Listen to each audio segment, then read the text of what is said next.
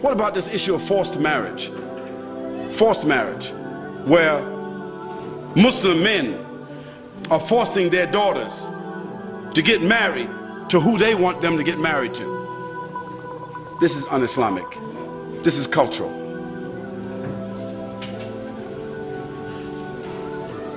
This is cultural. This is un-Islamic. There's nothing in Islam called forced marriage.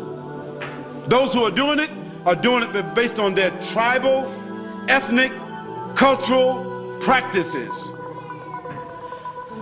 How is a father gonna force his daughter to marry somebody? I mean, she don't even know this guy. But because that's his cousin, or that's the son of his brother, or that's his family, that's somebody, for the guy, they Bangladeshi, so they'll take her to Bangladesh and force her to marry, and then after they get married, give him a card where he can come back.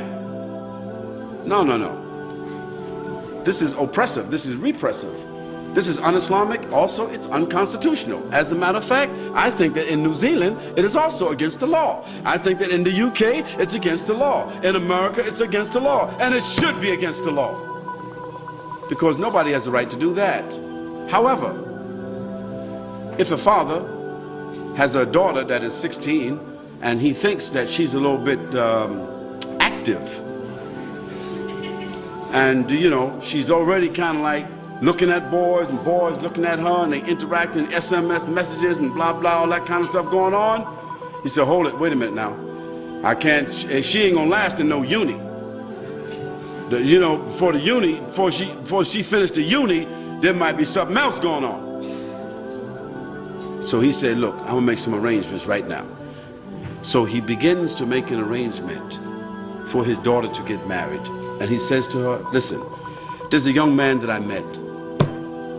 He's working, I know his family, and I think it would be good for you to marry him.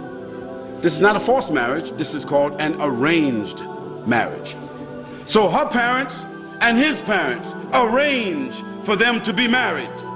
And those people, they agree. Those young people agree. And so the young girl, she goes to live with his parents, or he comes to live with her parents, because they're young, they're still in school. This is called an arranged marriage. Islam says nothing wrong with that. There's nothing wrong.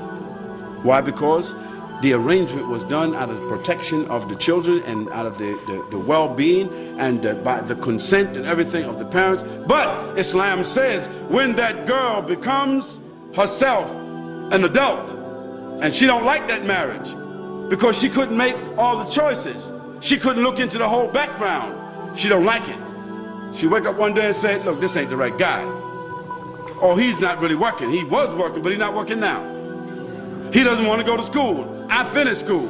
This guy, you understand, want to sweep the streets and hang out in the streets. I'm going to become a doctor. It's not going to work. She has the right to annul that marriage. That's what Islam says.